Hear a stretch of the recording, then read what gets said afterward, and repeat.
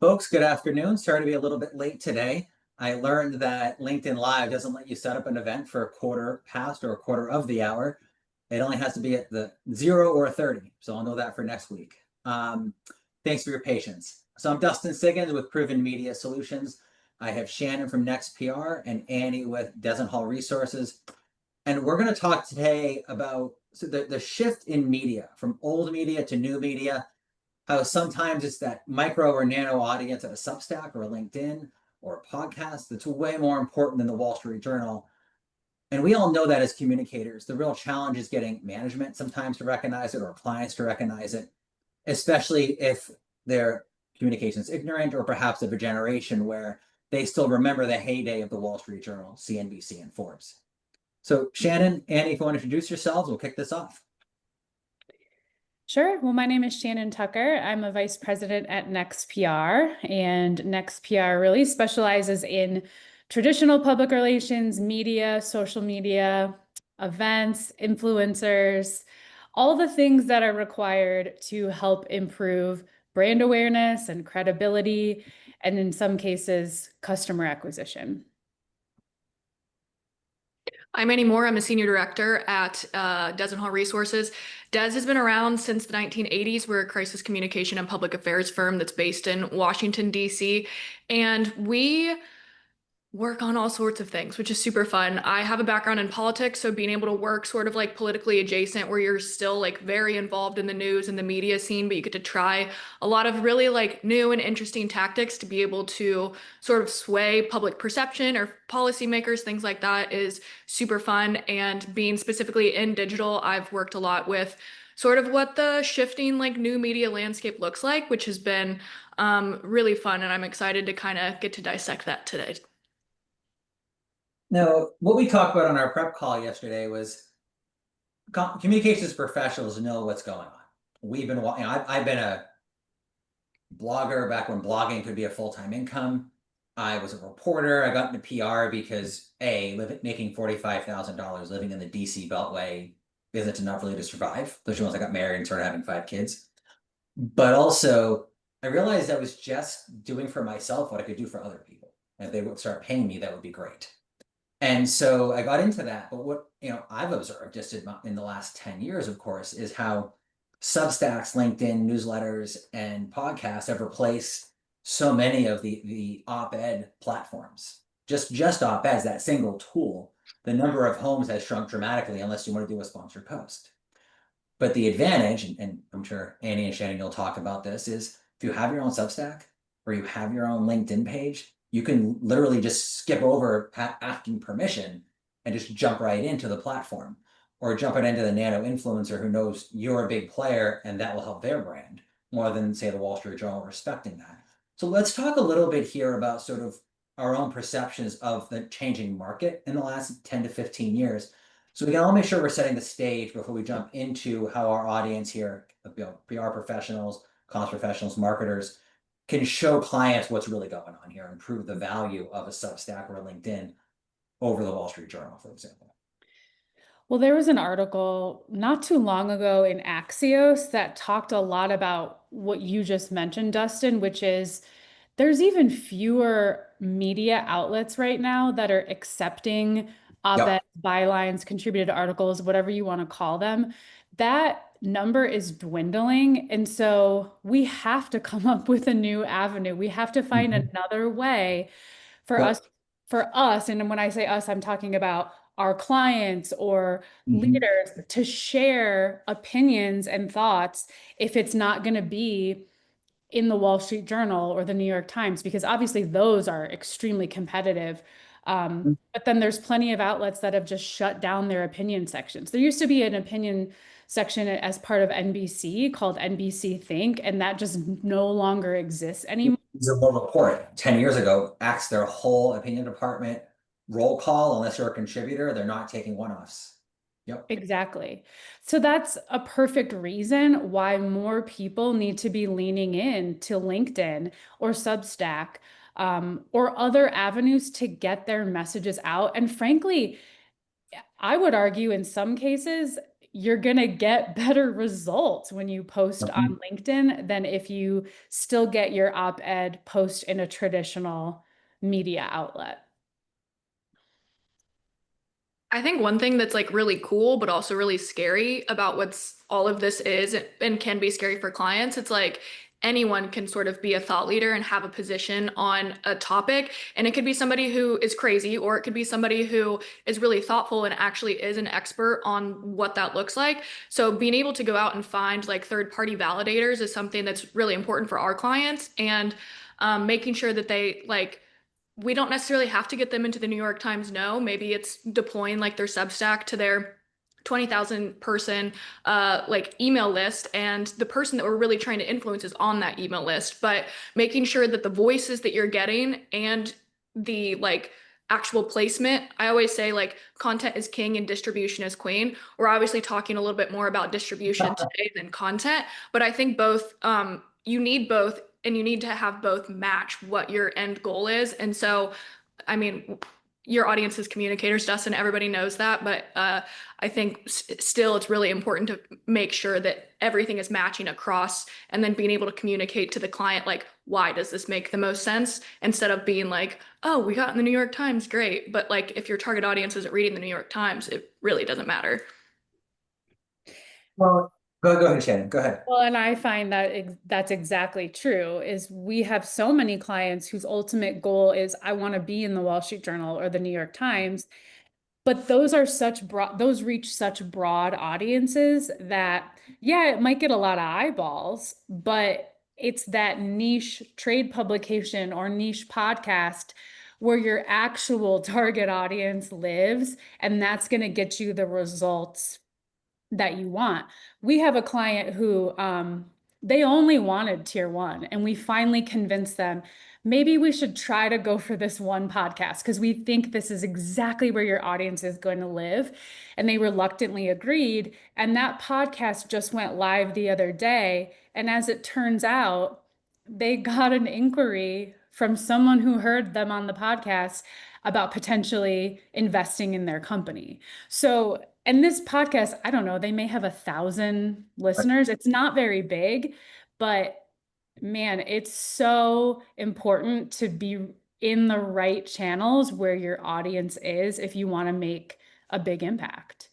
I think that's a really good point too, because a lot of times you can use sort of like these new media type of like platforms to be able to establish yourself as a thought leader, and then that can help leverage up into like these bigger outlets. So like, say I was on a YouTube show talking about how digital strategy and public affairs is really important, and CNBC is doing a segment on digital strategy, and somebody saw it and is like, oh, she might be good to have on. And then that's a poor example because nobody cares about digital strategy, I feel like, probably at CNBC, but they could be like, oh, we want her because they saw the level of like distribution is just different, I think. And there's so many like tiers that you can use sort of like as an intro to be able to leverage up into these bigger publications and bigger like publishing networks than I think ever before. Like, access is crazy now. Yeah, you bring up a good point, Annie, which is I had a client once tell me, well, we want to be in CNBC and Wall Street Journal because then the trade outlets will follow. Like they'll see it in CNBC and then they'll write a piece. Actually, the opposite is true. It Yeah. starts with the trades. They Yep. write about a thing, and then kind of to your point, then CNBC sees it and says, maybe that person is an expert. I'm going to quote them in my next article on that topic. So it's just all the more reason why these smaller publications, these trade outlets should be such a critical part of any comprehensive media strategy. Have you found, I don't do a ton of pitching myself because I am more on the digital side. If I'm pitching, it's like influencers, YouTube shows, things like that. Have you found that like pitching some of the new media has been a little bit different than pitching more traditional outlets? Not for us. I mean, we, at the end of the day, media is media, whether they're a one-person Substack, whether they're a radio host, whether producer, or whether they are a show as part of the Washington Post. They all want what we call the three T's: the right topic at the right time from someone with the right title. And then, of course, you want to make sure the person with the right title probably doesn't have C before their title and can actually be competent on that on that platform, speaking, writing, social media, whatever it is. I don't think it really matters, except you'll probably have to customize a little more to personality because they're so personality driven and personal driven versus a more that larger institutional pitching. Yeah, one thing that I'm curious about that we haven't really done a lot of at NextPR is, a lot of reporters have Substacks now.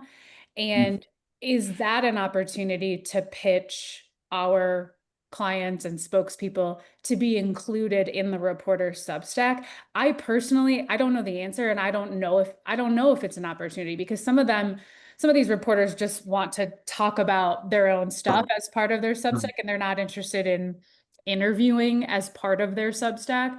But that could change, and that's something that I'm just kind of keeping my eye on and continuing to watch. But also too, unlike a lot of reporters, like you just said, they want to spell it off. But if you pitch them something they want to include, we pitched someone earlier this year, and it was actually one of our first Substack pitches, actually. It's someone who used to run a very large website. This website made this person a millionaire. And as the media world changed, this person changed with it and now runs a fairly successful Substack with an email list and social media. And this person wasn't interested in an interview. We knew that this person was interested in the topic, and we just sent them a bunch of material we knew matched what they wanted to do.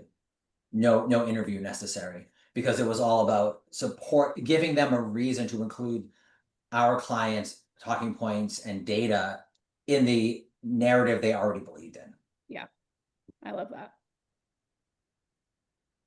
Here's the thought. Go ahead.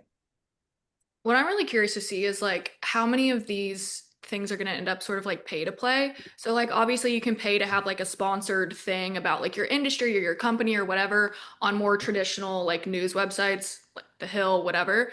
I'm curious how many of Substacks are going to do that, and then sort of like how that's going to end up being regulated by the FTC. I think we're starting to see more stringent reporting parameters around like influencers, for example. And I think Substack written form newsletters are like the old but made new again, like next iteration of what that looks like. And as people sort of monetize that more, whether it's through ads or it's through sponsorship, how much of that actually has to be disclosed? I think you're going to see a lot of push for disclosure because of the sort of idea that those who are in journalist and journalist tangential roles should disclose more than not. And if someone's being paid to rent their name, that's one thing. But if they're being paid $5,000, does that change the name of the game versus a few $100s to rent their name? And I think you'll see a sort of a both legal but also sort of cultural, ethical conversation surrounding that. So let's dive into what our audience really cares about, which is not saying the same thing we already know, but how do we convince clients?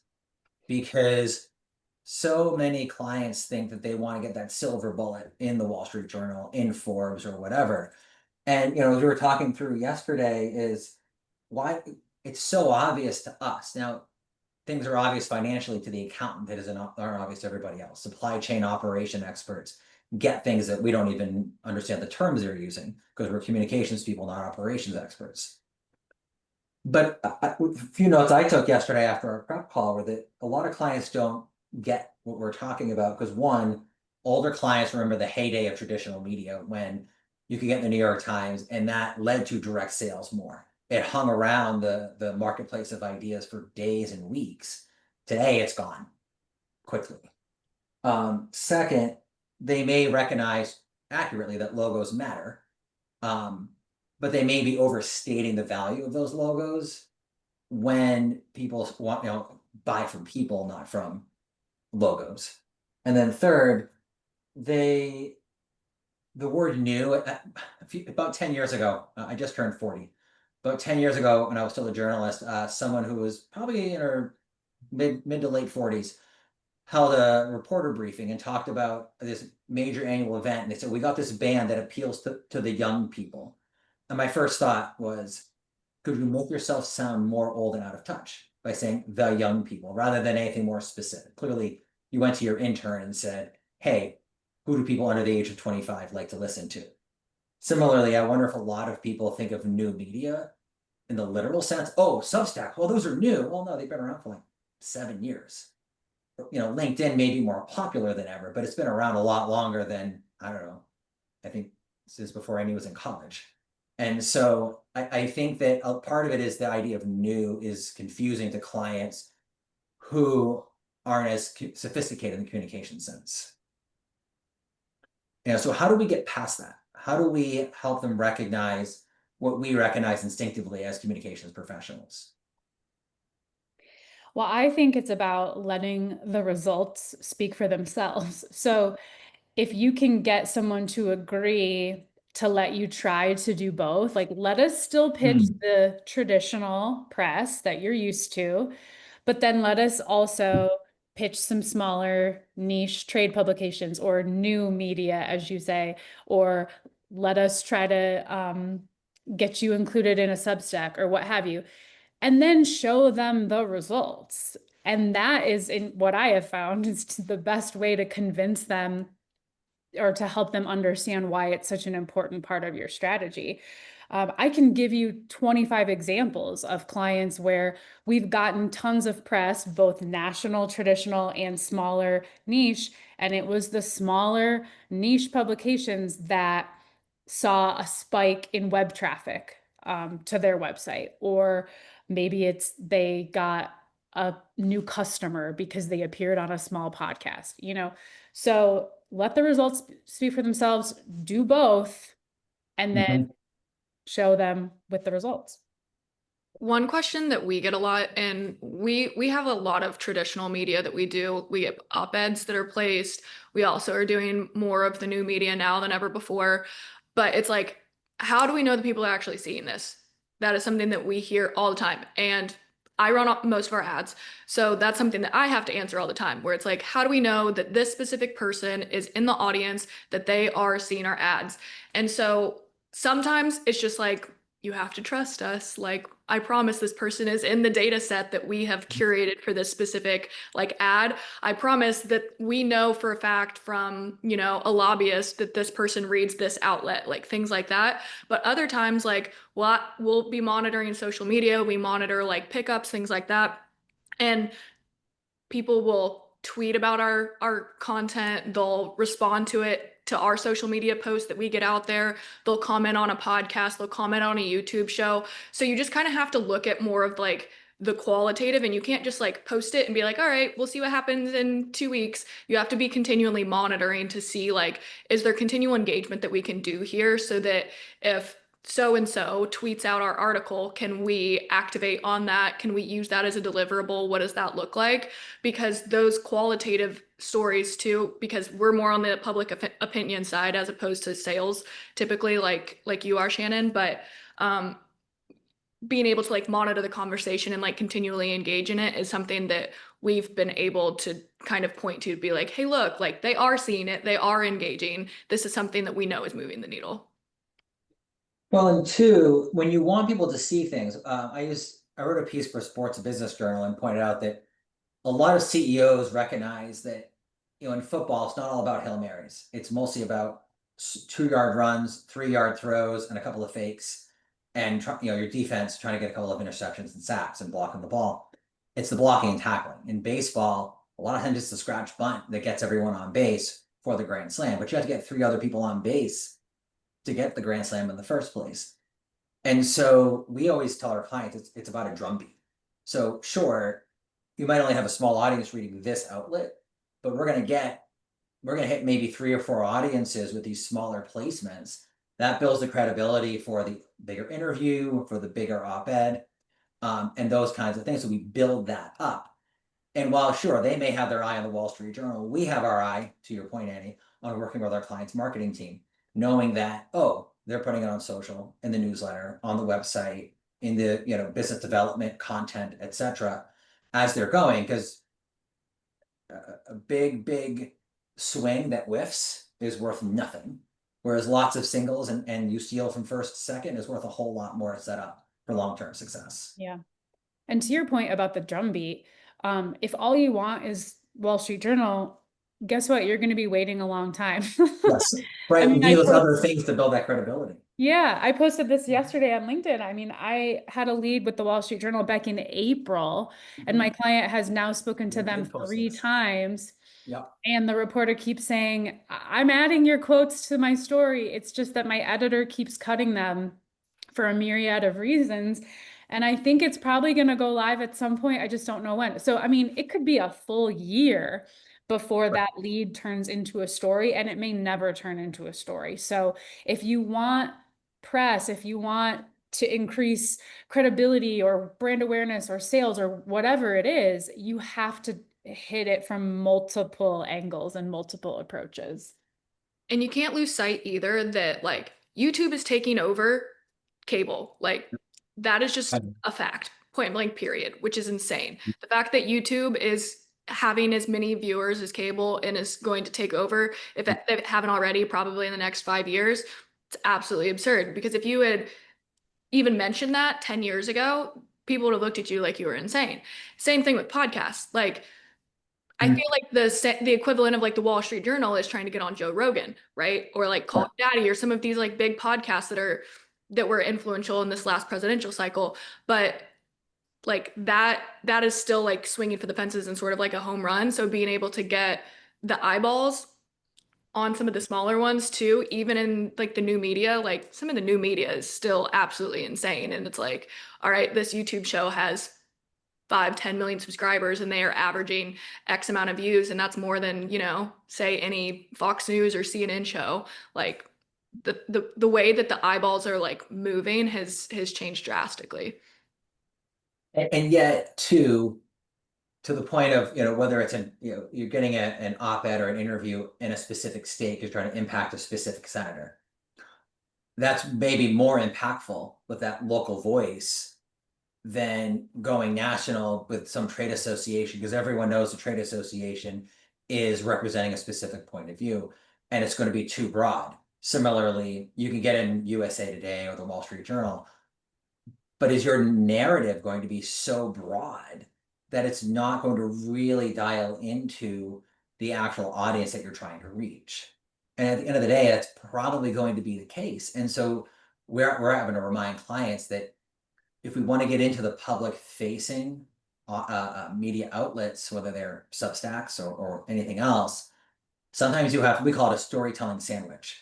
You bury a really, really good paragraph or two, which is, a ham sandwich has 3 pieces of ham. It has more bread, mayonnaise, which is disgusting, mustard, lettuce, and tomato than it does actual ham. We call it a ham sandwich. So we help our clients a lot of times put their one nut that's really good for their clients or their target audience so that they can use, bury it around everything else that, gets it into the outlet that they want to get into. One tactic that I've seen that's really interesting on the influencer front, and this is more like traditional marketing and sales, is instead of getting Ariana Grande to endorse your product and be the face of your like next campaign, you go to the top like 10 Ariana Grande like fan accounts, and then Yes. getting her most dialed in fans who are Mhm. probably more likely to be in your target audience directly, as opposed to her like 50 million followers on Instagram, where Yeah. half of them could be bots, half of them are just people who think she's cool but don't actually like Purchase anything. purchase anything that she's supporting, Right. like, whatever that looks Yeah. like. And so I think that there's probably an opportunity to do that like more on like the earned media side too. I don't know, something that I haven't explored but I think could be interesting. Mm-hmm. Well, it reminds me of an example that just happened to me with a client where I just looked at their Google Analytics data, and we had lots of coverage across. We had some national wins, we had some niche trade wins, we had some local wins. The one piece of coverage that drove the most traffic back to their website was a tiny publication in West Virginia because they opened a brand new facility in that location. So that Mhm. piece of content in this very small local Right. media outlet drove more traffic than a tier one win. And so it just, again, another example that goes to show It's not always what you think. Sometimes it's the smaller ones that have the biggest impact. And so when we talk to our clients, we often tell them earned media, whether traditional or non, it's either air cover, meaning you're doing nothing, you're just out there to get your name out there, thought leadership, etc. Or you have to have a robust marketing and branding team in place. It can't be one, it can't be in the middle. It has to have one or the other so that everyone is clear on expectations and outcomes. And I learned this really concretely we had a mental health client that was really prominent in their little circle of influence. And we had to get them to the next level of influence across a wider mental health space, then into more of a political space, political tangential space, and then the wider public. There were several circles of influence, and we got them into Fox News Digital, which that interview, which had its own article, that video was used on another unrelated article that had Trump in the headline. So this interview got on 2 different Fox URLs. We go to Washington Examiner and Newsweek op-eds, right? Top tier placements for what they were looking to do. And I think it drove a grand total of 120 visits to their website because they didn't have an SEO plan in place. They didn't have their social media person was part-time and not a social media expert at all. And they didn't have email marketing. They hadn't any of the marketing, new media, if you will, the digital marketing tools to actually take those big hits and make them matter. Whereas to your point, Shannon, with that local paper, well, who reads that? The people are going to go to that new location and actually buy it. So the big media didn't matter without everything else set up beneath it. Mhm. So let's talk a little bit more here. A lot of people watching are going to be looking for how to talk to a client on the front end, I think, because when you can, we earn that trust, like we earn the trust for just being transparent. Our website, we have a guarantees page. And the first thing we say is we cannot guarantee placement. And we always explain the air cover versus comprehensive marketing.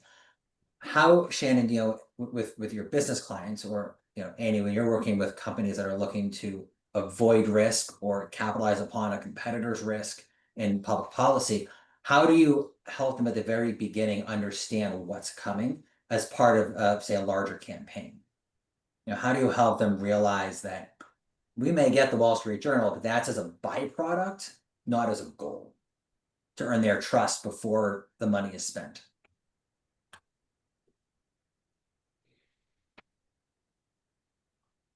I would say like press is always like a piece of like a larger strategy. So I'm almost never over our press strategy because that's not my forte. My forte is digital. But what that looks like, it's like, okay, this is a piece. This is the way that we are going to message your issue.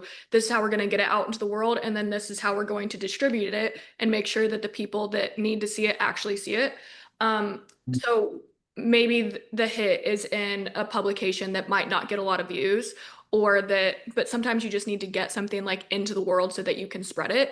And so where it actually gets placed doesn't really matter as much as the strategy behind the distribution of it and then who the author is to make sure that whether or not the outlet itself is the most credible or the least, you have a person who at least has the credibility to be able to be like, oh, this person's an expert on XYZ policy, whether it's like tech, healthcare, you name it, doesn't matter. So based on their reputation, I believe that what says is true, even though it's in insert publication that people don't trust here. Small outlet no one's ever heard of. So, Yeah. so really you show how the sausage is made. You help clients see how the sausage is made to a degree so they can understand how the pathway works. It's not here's the plan, here's the when. It's like this is what the process is going to look like. We're not going to do this in a week. We're not going to do this in 2 weeks. It's going to take some time.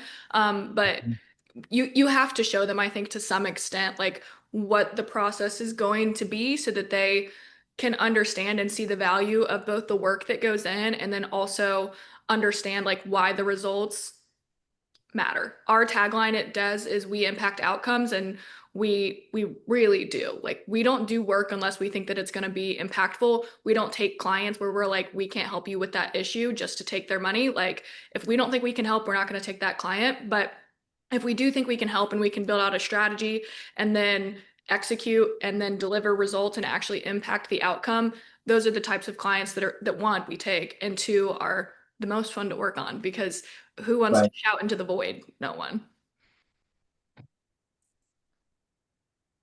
Shannon? Yeah, I agree with that. We do a lot of the same.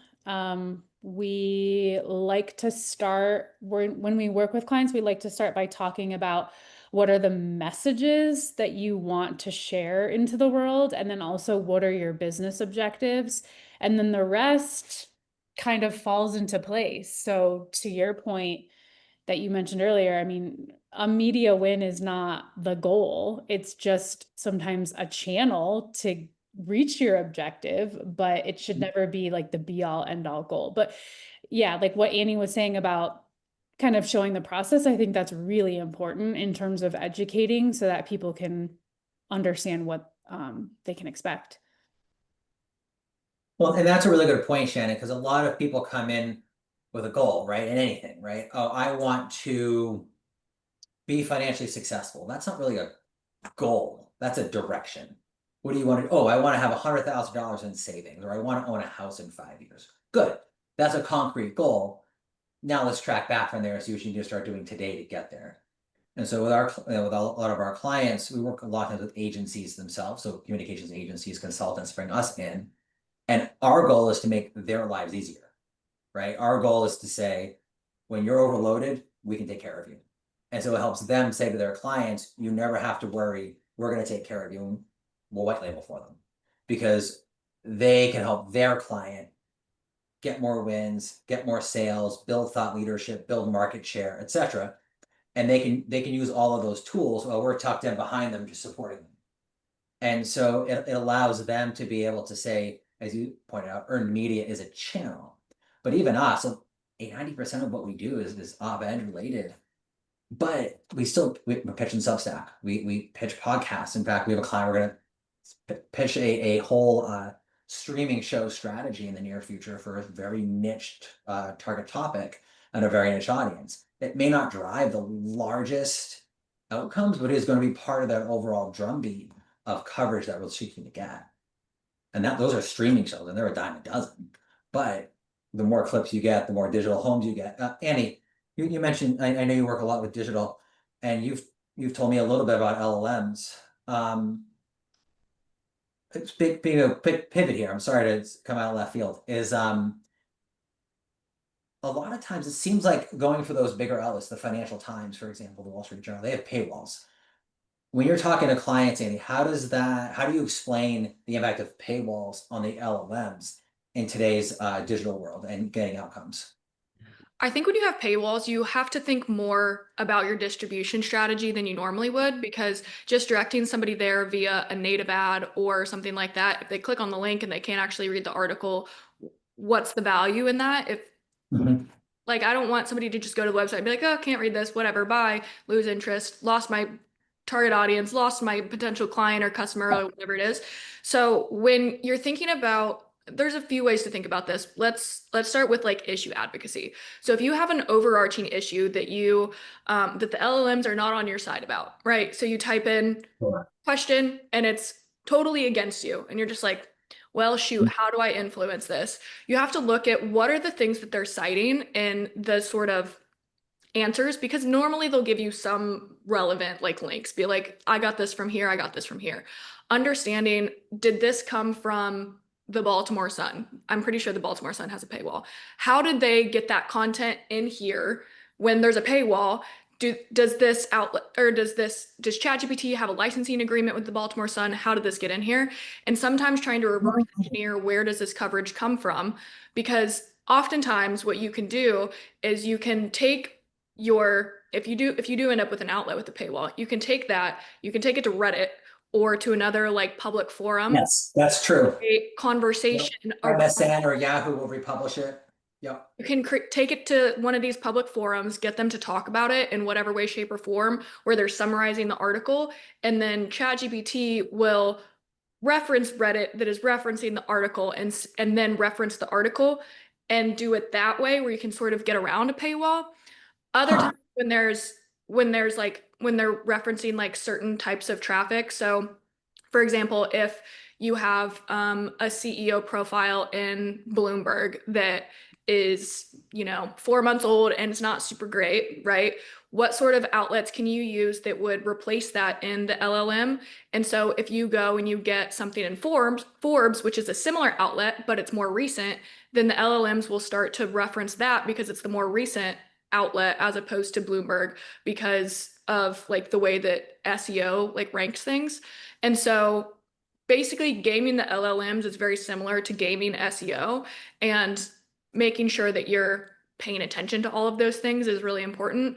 Um, Quantity is also matters. Like it's not just like I need to get this one article and then everything will be fine. Silver I bullet. think if you can do sort of like a surround sound approach is typically how we will advise doing it. It's like, okay, you want to get something in a policy paper here, you want to get something in a trade outlet here, you want to get something, get a conversation moving on Reddit over here, then you can sort of create that surround sound approach where the LLMs will be like, okay, this is a legitimate point of view. I need to start referencing this so that when they talk about the issue, it's like, some people say this, other people say this, instead of just having one side of the issue where it's like, XYZ is bad and this is why.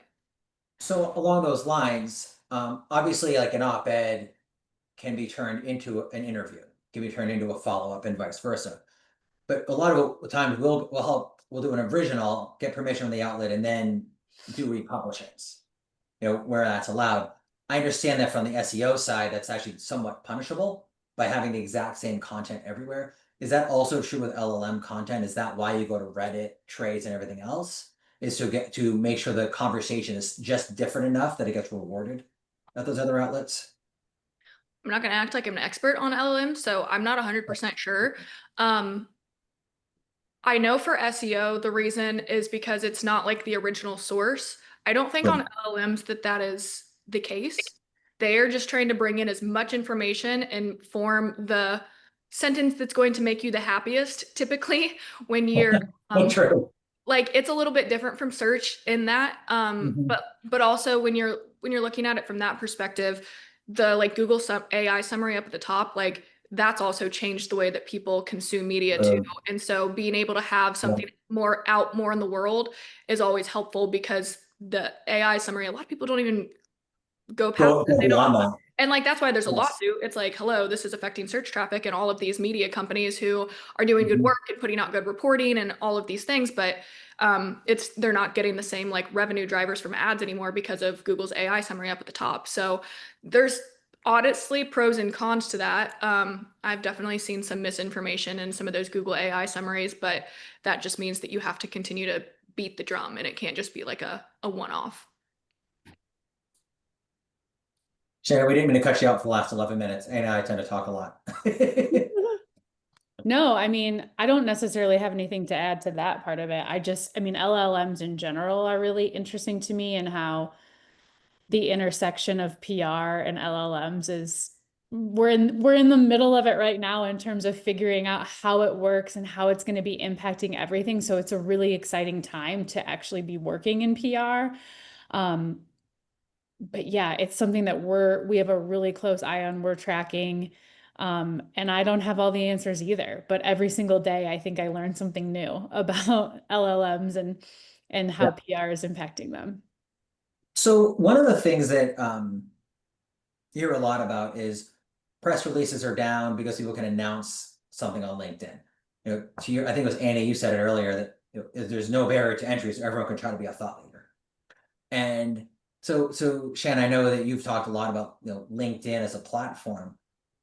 I put up a post a few weeks ago. I was hesitant to put it up because I'm not an expert on social media, but I do feel like social media can be overrated to a degree as a place for long form thought leadership, where people say, "Well, get on there. It's no barrier to entry. You just have to create an account." But it's saturated.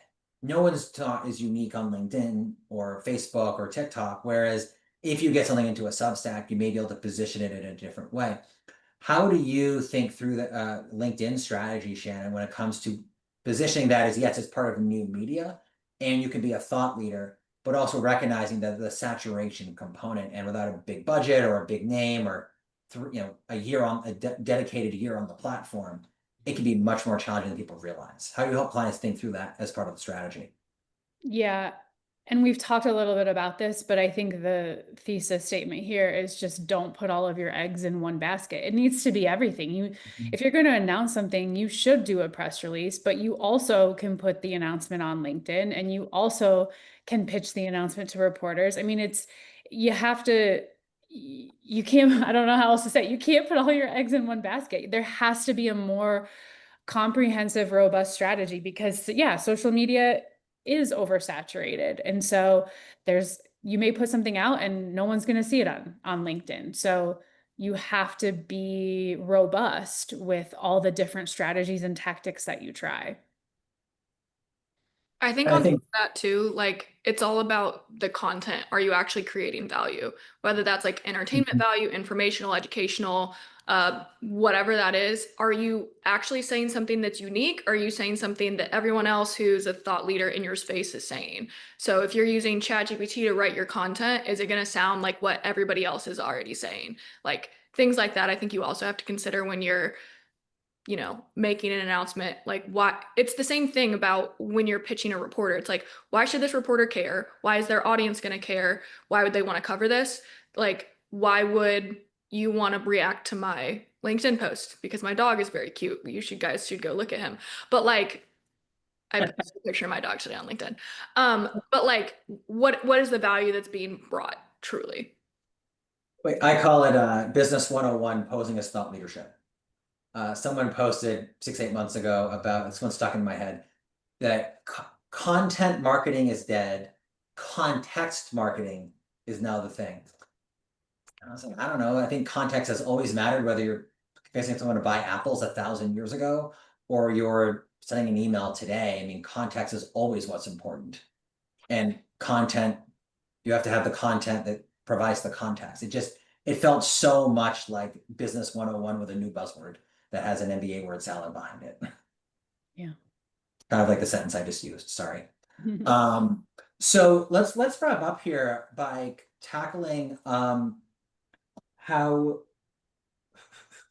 helping, we talked about what goals clients have and being able to explain the sausage making a little bit. I think we've all, in 3 different ways, explained how important the sausage making process is to show clients how to succeed when we're not necessarily aiming for the Wall Street Journal.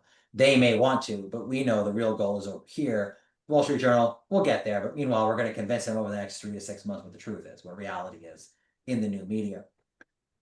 I think one of the most interesting things is that for all of the talk about how media is shrinking, and that is certainly true, there actually are so many more opportunities, and you have 1,000 chances at a bunt and a layup and a single and a steal at second than you did 30 years ago. 30 years ago, you had to really be able to get out there, but today, go to a Substack that no one's ever heard of except, as you said, 1,000 people.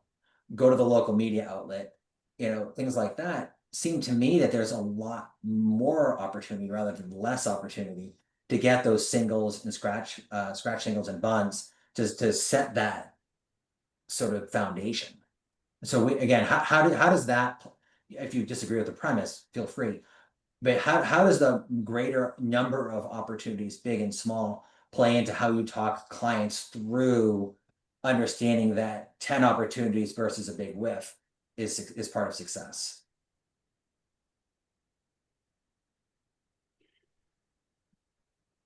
And if you think my premise is wrong, feel free to disagree. I'm just thinking about it.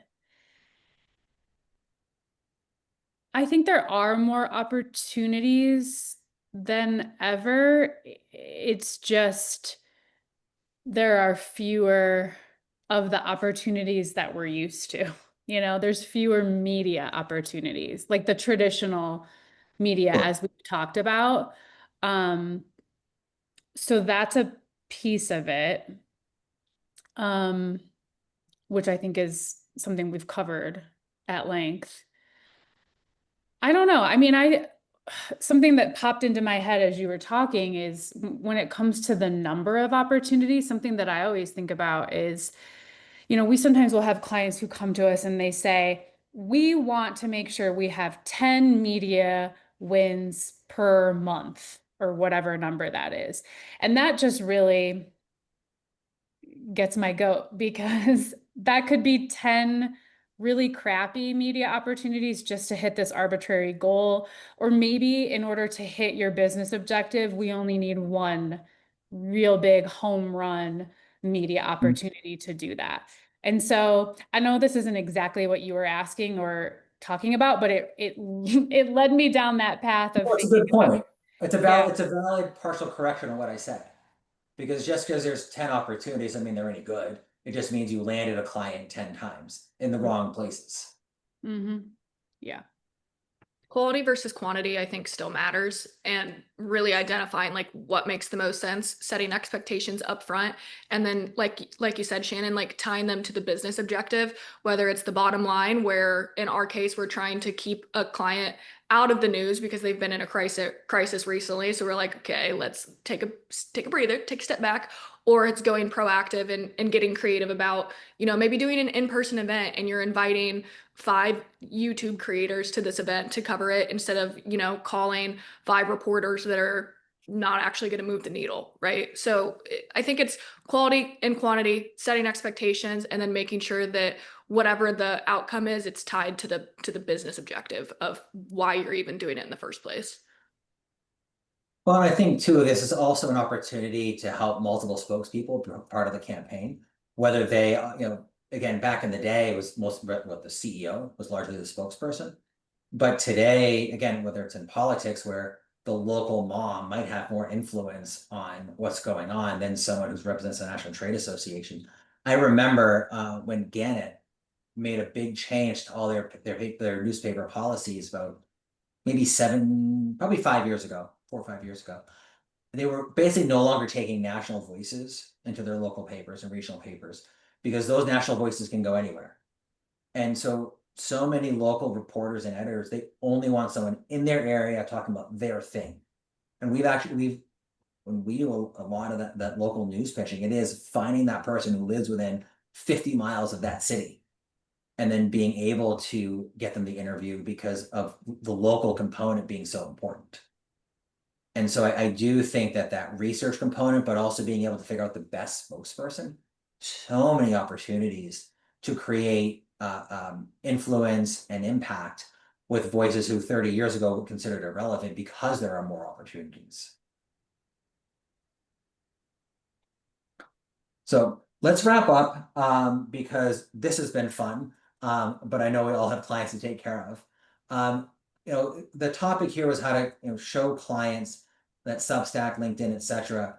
today can be more impactful. Niche media can be more impactful than the big national outlets. And I think we've covered everything from paywalls in the era of LLMs, go where your audiences are, not where they aren't, and narrow messaging to the right people matters more than broad messaging to everybody. So anything else that each of you wants to add?